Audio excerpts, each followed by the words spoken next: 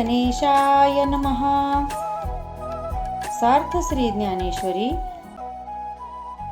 जगाच्या कल्याणा संतांच्या विभूती, देह कष्टविती परोपकारी. तुका म्हणे. श्री ज्ञानेश्वरी या ग्रंथाच्या सार्थ नावाप्रमाणेच त्यात ईश्वरी ज्ञान अमृताचे शब्दोशब्दी दर्शन घडते. म्हणूनच तुम्ही हे निवेदन मनापासून ऐका. तुमचे कान सुखावतील आणि अंतकरण एका अपूर्व आनंदाने भरून जाईल. माऊलींच्या चरणी माझे साष्टांग दंडवत. जे इये गीतेची अक्षरे, जे तुली का कर्णद्वारे, रिगती ते तुली होती पुरे अश्वमेधकी. या ओवीमध्ये माऊली म्हणतात की गीता श्रवणाच्या माध्यमातून या गीतेची म्हणजेच ज्ञानेश्वरीची जितकी अक्षरे कानाद्वारे अंतकरणात प्रवेश करतील तितके अश्वमेध यज्ञ केल्याचे पुण्य त्या भाग्यवंतास प्राप्त होईल. माऊलींच्या चरणी माझे साष्टांग दंडवत. अध्याय 2 सांख्ययोग भाग 2. इथवरचा भाग धृतराष्ट्रास सांगितल्यानंतर संजय पुढे सांगू लागला. राजा, आता तो मोहग्रस्त झालेला दुःखी कष्टी झालेला अर्जुन काय म्हणाला ते ऐक. तो म्हणाला, कृष्णा, तू मला या लोकांशी युद्ध करण्यासाठी कोणतीही भीड घालू नकोस. मी कोणत्याही परिस्थितीत या माझ्याच स्वजनांशी युद्ध करणार नाही. इतके बोलून तो एकदम असा काही स्तब्ध अन अबोल झाला की त्याला त्या अवस्थेत पाहून कृष्णासही मोठे आश्चर्य वाटले. तेव्हा स्वतःच श्रीकृष्ण भगवान स्वतःच्या मनाशी विचार करू लागले की नेमके या अर्जुनाला झाले तरी काय. त्याला काहीच कळत कसे नाही. आता याच्यासाठी काय करावे, कोणत्या उपायाने याच्या मनाची समजूत पटेल, काय केले असता याला धैर्य येईल.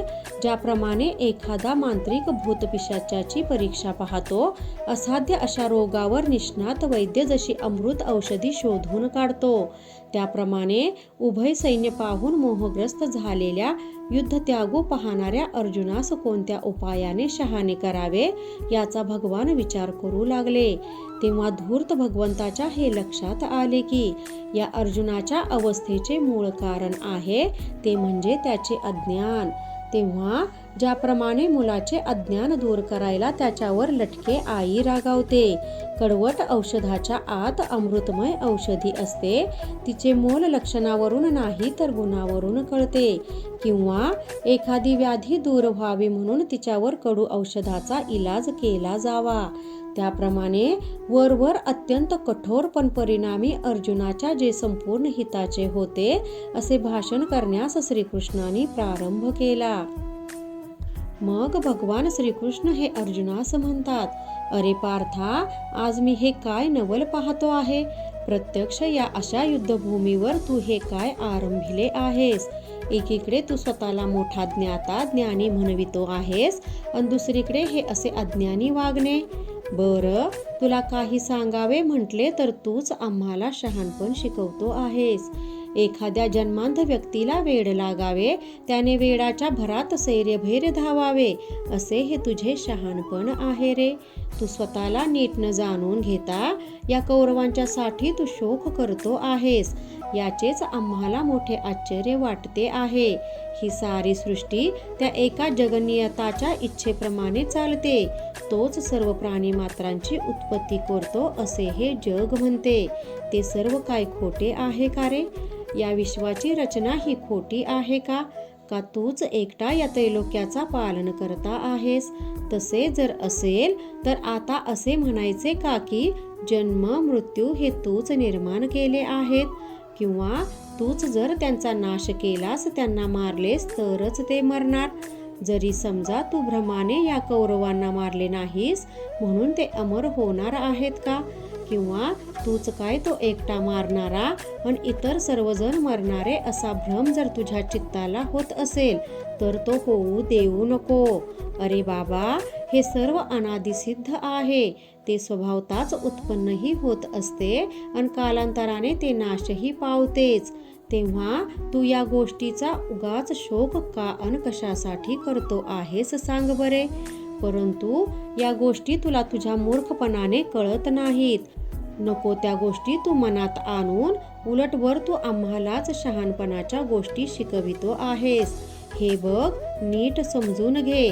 जे ज्ञानी असतात, विचारवंत असतात, ते हे जाणतात की जन्म आणि मृत्यू हा भ्रम आहे. म्हणूनच ते त्याचा शोक किंवा दुःख करत नाहीत. अर्जुना, तुला आणखी एक गोष्ट सांगतो, ती नीट लक्षात घे. हे बघ, आम्ही, तुम्ही आणि जे जे राजे आहेत, आपण सारे आहोत तसेच राहू किंवा नाश पावू हा भ्रम सोडून दिला तर म्हणजे या दोन्ही गोष्टीपैकी एकही गोष्ट खरी नाही. उत्पत्ती म्हणजेच जन्म आणि नाश म्हणजे मृत्यू ही माया आहे.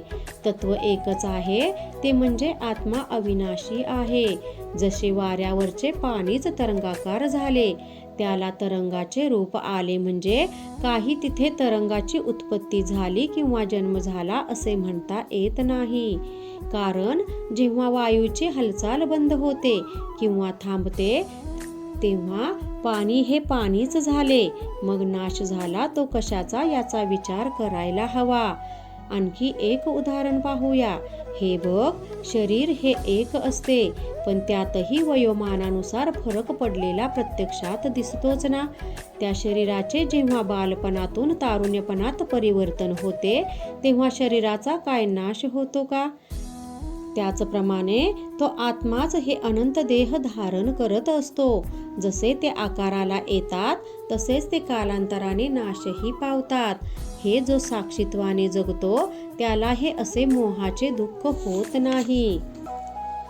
ही गोष्ट मनुष्याला कळत नाही, कारण तो इंद्रियांच्या आहारी गेलेला असतो. इंद्रिये मनाला नेहमी विषयोन्मुख करतात, त्यामुळे भ्रम निर्माण होतो आणि माणसाची अवस्था संभ्रमितासारखी होते. इंद्रिये विषयांचे सेवन करतात आणि त्यामुळेच सुखदुःखे निर्माण होतात.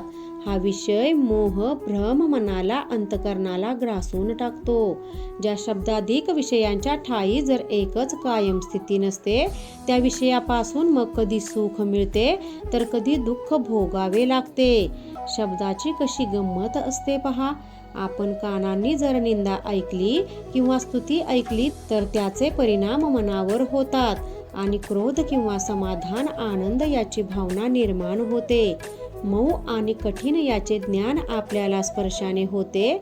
ते स्पर्शाचे दोन प्रकार आहेत. त्वचेमुळे त्याचा स्पर्शाचा आनंद किंवा दुःख हे आपल्याला अनुभवास येते. भेसूर आणि सुरेख सुंदरता ही रूपे आपण डोळ्यांनी पाहतो आणि मगच त्यापासून आपल्याला कधी सुख होते तर कधी दुःख. सुगंध आणि दुर्गंध याचा अनुभव आपण नाकामार्फत घेतो. त्यामुळे कधी सुवासाने मन मोहरते तर कधी दुर्गंधामुळे तेच नाक दाबून घेतले जाते. त्याप्रमाणे कडू आणि गोड हे दोन रस आवड नावड उत्पन्न करतात. विषयांची संगत अधोगतीला नेते. हे बघ, जे जीव इंद्रियांच्या अधीन जातात त्यांना शीतोष्णाची बाधा होते. तेच त्यामुळेच सुखाचा व दुःखाचा अनुभव घेतात. इंद्रियांची वाईट अशी खोड आहे की इंद्रिये परत परत विषयात गुंतून पडतात. त्यांना त्यांच्यातच गोडी वाटते, अन्य काही त्यांना आवडत नाही. अर्जुना, अरे हे विषय म्हणजे केवळ सुखाचं मृगजळ आहे. स्वप्नातल्या सुख ऐश्वर्यास पाहून जसे कोणी खरे सुखी होत नाही, तसे इंद्रियाद्वारेही खरे सुख लाभत नसते. हे विषय आहेत ना, तेही क्षणभंगूर आहेत. म्हणून हे पार्था, माझे तुला हेच सांगणे आहे की तू त्यांची संगती धरू नकोस, तर प्रयत्नपूर्वक त्यांचा त्यागच कर.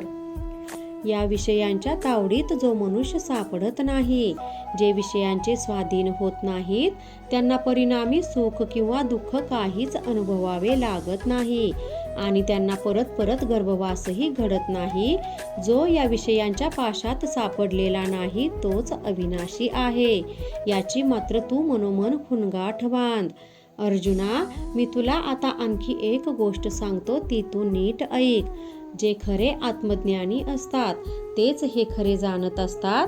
एक संसारात सृष्टीत जे एक शाश्वत असे ब्रह्मचैतन्य आहे त्यालाच पूर्णपणे जाणून घेणारा संत महंत अंतत्वज्ञ प्रयत्न करत असतात. ज्याप्रमाणे राजहंस हा पक्षी पाण्यात मिसळलेले दूध आणि पाणी हे मोठ्या कौशल्याने वेगवेगळे करतो, किंवा सोनार ज्याप्रमाणे त्याच्या भट्टीत घालून सोन्याचेही खरे खोटेपण तपासून पाहतो, जशी दह्यात पाणी घालून त्याची घुसळण केली म्हणजेच त्याच्यातून लोणी हाताला येते. केवळ पाखडणाऱ्या प्रक्रियेने जसा भुस्सा आणि धान्य हे वेगवेगळे करता येते, भुस्सा वाऱ्यावर उडून जातो आणि धान्य सुपात राहते, त्याप्रमाणे विवेक आणि विचारांनी मनातल्या विषय वासना या दूर केल्या म्हणजे अशा विवेकी अनज्ञानी माणसाला विचार करण्याची एकच तत्व शिल्लक राहते. ते तत्व म्हणजे ब्रह्मतत्व. काय आहे हे ओळखले आहे. तो नित्य आणि अनित्य काय म्हणजेच आत्मा हा नित्य आहे आणि शरीर हे अनित्य म्हणजेच अशाश्वत आहे, मर्त्य आहे हे विवेकाने जाणत असतो. म्हणून हे अर्जुना तू नीट विचार कर. अनसार काय असार काय हे ओळख. सार ही नित्य आहे आणि असारता हा केवळ भ्रम आहे हे तू समजून घे. हे तिन्ही लोक हा ज्याचा विस्तार आहे, ज्याने ते निर्माण केले आहे, तो स्वतः मात्र नाम रूप आकार वर्ण रंग यापासून निराळा आहे. ही सर्व त्याची रूपे आहेत. तो सर्व साक्षी सर्वव्यापी आहे.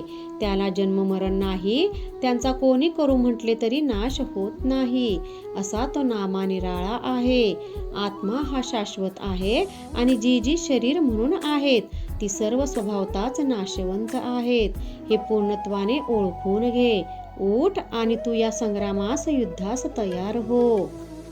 या शरीराच्या आकारावर दृष्टी ठेवून मी अर्जुन हा त्यांना मारणारा आहे आणि ते कौरव हे मरणारे आहेत, हे असेच म्हणणे सोड. तसा विचारही मनातून काढून टाक. अर्जुना, तू हे असे म्हणतो आहेस कारण तुला खऱ्या तत्वाची ओळख झालेली नाही.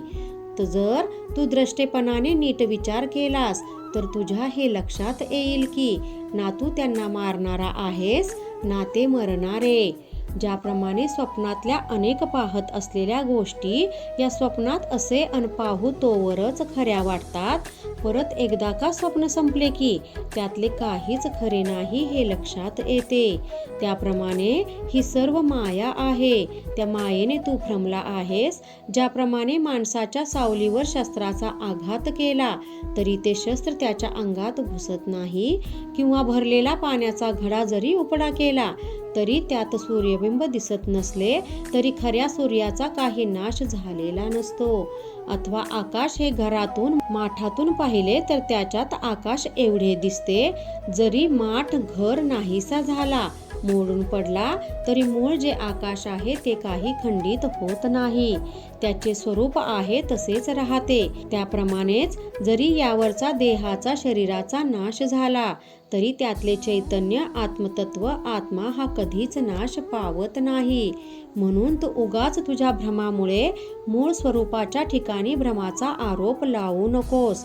मनुष्य ज्याप्रमाणे जुने वस्त्र झालेले टाकून देतो आणि नवा कपडा अंगावर घालतो, त्याप्रमाणेच आत्मा हा सुद्धा एक देह टाकून देतो आणि नवा देह धारण करतो. आत्मा हा अनादी नित्यसिद्ध आणि शाश्वत आहे. तो उपाधिरहित आणि पूर्ण शुद्ध आहे. त्याचा कोणत्याच शस्त्राने घात होत नाही. आत्मा हा अग्नीने जळत नाही, वाऱ्याने वाळत किंवा सुकत नाही, किंवा तो पाण्यातही बुडत नाही. अर्जुना, हे सत्य तू ठामपणे जाणून घे की आत्मा हा नित्य शाश्वत क्रियारहित तसे तो सर्व ठायी असून स्वयंप्रकाशी अन परिपूर्ण आहे. पार्था, अरे हा तर्काच्या दृष्टीने दिसणारा नाही. ध्यान तर त्याच्या भेटीसाठी सदैव उत्कंठित असते. हा मनाला दुर्लभ असा आहे. तो कोणत्या साधनाने साध्य होत नाही. तो अनंत अनजीव मात्रामध्ये श्रेष्ठ असा आहे. तो निर्गुण अनादि विकाररहित निराकार आणि सर्वव्यापी सर्वसाक्षी आणि सर्वाघटी सामावलेला आहे. अर्जुना, तू हे त्या आत्म्याचे स्वरूप नीटपणे जाणून घे. तो सकलात्मक असल्याची एकदा का तुला नीट ओळख झाली की मग तुझा हा सर्व शोक, दुःख, ही निराशा, नैराश्य सारे काही आपोआपच दूर होईल. कृपा त्या ज्ञानेश्वरीची, करून घ्या शुद्धी भक्तीने अंतरंगाची. रामकृष्ण हरी, गीता भागवत ज्ञानेश्वरी.